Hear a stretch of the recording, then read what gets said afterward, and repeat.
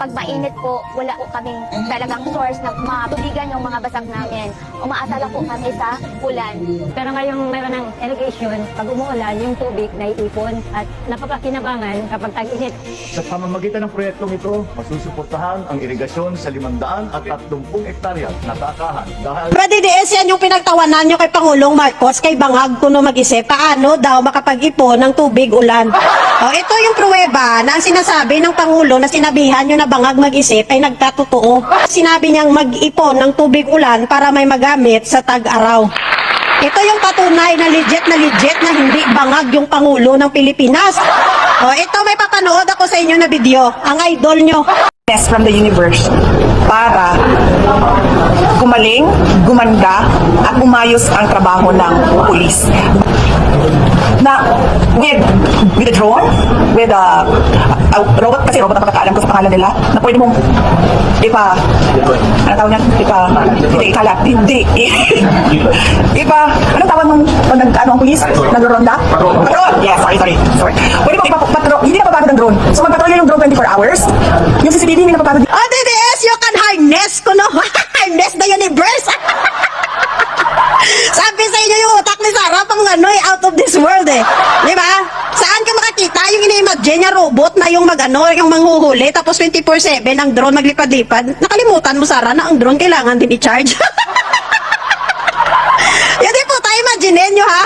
Imagine yung maigi. Ang robot na yung manghuhuli. Sinakop na tayo ng mga robot. Ano to, robot versus human? O, ngayon tanungin natin si Sarah, kailan ito mangyayari? Dahil pag nasakop na ng mga alien yung mundo. yung inyong inday na pangarap, ang kanyang imagination niya out of this world, nabubuhay sa yaga sa imagination, sa mga hallucination, nabubuhay siya sa comics at sa movie.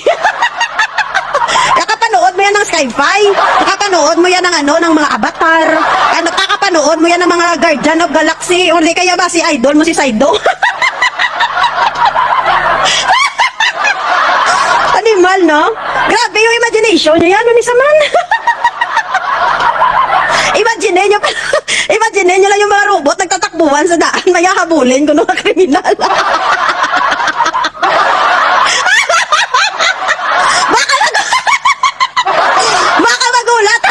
Baka magulat tayo sabihin din ni Sarah na ang sasakyan ng mga pulis natin, yung mga police car natin, pwedeng si Bumblebee na kag si Optimus Prime yung gamitin.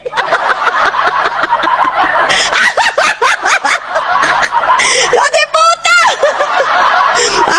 Baka sabihin niya yung padyutihin niya din, hindi na pulis sila na ni Goku, ni Guwa, ni Krillin, ni Majumbo, ni Vegeta. Hindi po, lala na si Sarah nyo. O, yan yung soon to be president nyo. Nabubuhay sa hindi naman talaga realidad na nangyayari at mangyayari sa mundo. Diba? Napaka-imposible na sinasabi ni Sarah nga ang manghuhuli at ang magrurunda is yung drones at saka yung robot. Pero grabe napakatalino ng Pangulo natin, yung Pangulo na pinagtawanan nila kay Kuno Bangag, na imposible daw na makapag-ipon ng tubig ulan, no? Pinagtatawanan ng DDS, so kita nyo na, may pruweba nga hindi Bangag yung Pangulo. Ang totoong Bangag yung inday nyo, robot at drone magrunda 24/7. O, pabalikin nyo na si Sarah sa universe. Pabalikin nyo na sa Pluto. O, ipasundo mo na sa Dragon, sa avatar.